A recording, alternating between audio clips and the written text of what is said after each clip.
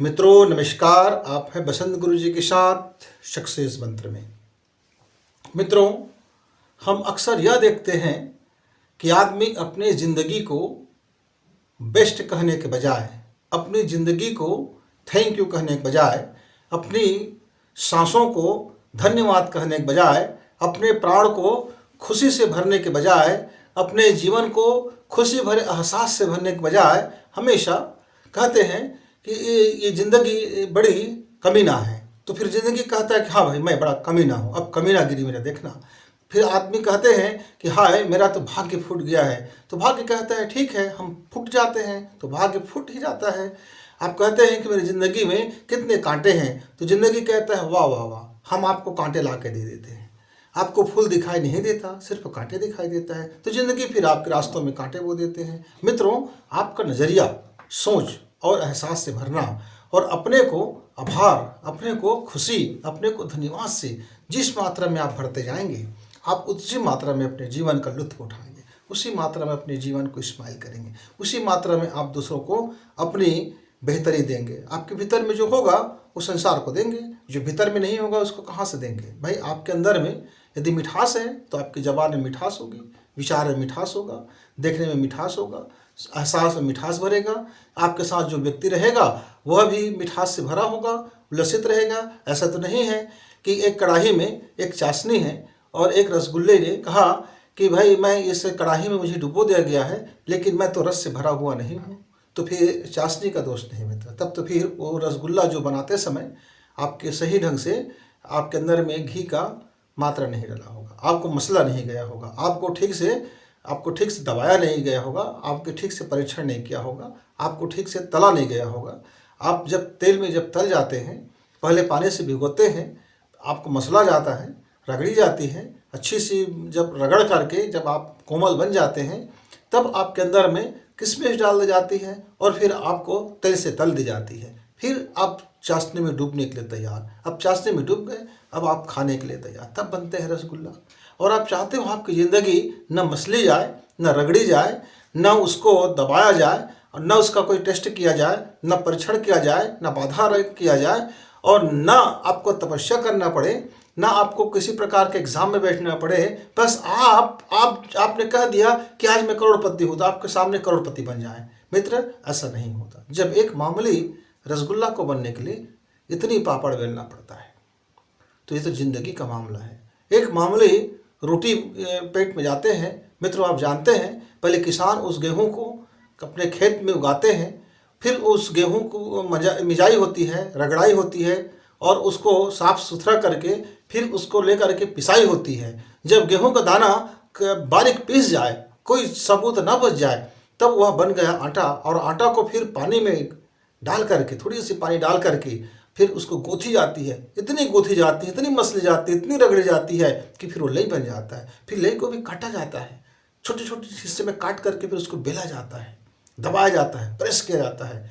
अब जब रोटी फैल जाता है तब उसको गर्म तवा में डाली जाती है और जब उसमें ताप में, अग्नि में जब वह आता है तब उसका अंदर का पानी और हवा दोनों बाहर निकलने की कोशिश करते हैं, तब रोटी फुल्का बनता है, तब रोटी आता है, हाँ हमारे जेब तक आता है, हमारे जबान तक आता है, हमारे पेट में जाता है, हमारे रसायनों में जा करके फिर पाचन क्रिया के माध्यम से जाता है। मित्र, तो एक मामूली रोटी अपने को बेस्ट करने के लिए इनमें से गुजरना पड़ता है।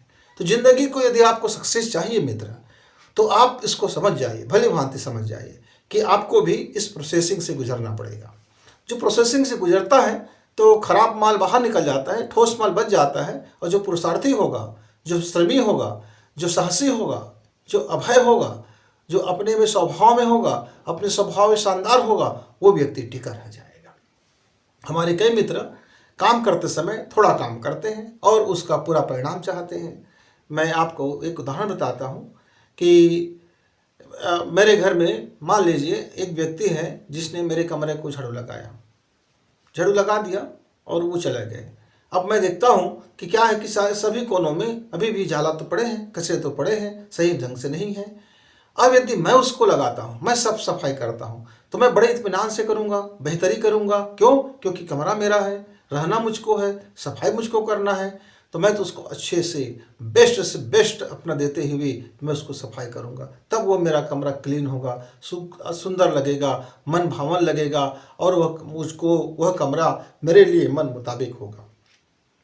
मित्रों, आपको भी यदि परिणाम चाहिए, आपका मन मुताबिक परिणाम चाहिए, आप जो चाहते हैं वो परिणाम चाहिए, आपने जो सोचा है वो परिणाम चाहिए, आपका भाग्य ठीक वैसे बने जैसा आप चाहते हैं, आपका प्रतिभा को फिर बोना पड़ेगा और परिश्रम करना पड़ेगा, मानसिक रूप से, शारीरिक रूप से, आध्यात्मिक रूप से, सांसों में, प्राणों में आपको परिश्रम अपना बेस्ट से बेस्ट करना पड़ेगा। लेकिन यदि आप थोड़े से काम करते हैं तो फिर अब वो परिणाम बेहतर नहीं होगा। आप देख सकते हैं कई हमारे मित्र को यदि हम बोलते हैं कि थोड़ा सा ये काम करना है, का जाके करते हैं और बस कर दिया, ऐसे हो क्या बात ख़त्म हो गया। एक छोटी सी कहानी बता करके मैं अपनी बात पूरा करूँगा। मित्र, आप अपने सक्सेसफुल होना है तो अपने जितना भी अधिकतम बेस्ट है उससे कम में संतोष ना हो। कम में संतोष होने का मतलब ही है कि आपने अपना पूरा बेस्ट नहीं किया है और आपने संतोष कर लिया, अपने काम को ही छोड़ दिया, हो गया तो फिर ऐसे में फिर सही परिणाम नहीं आता। तो मैं आपको एक छोटी सी कहानी सुनाता हूँ।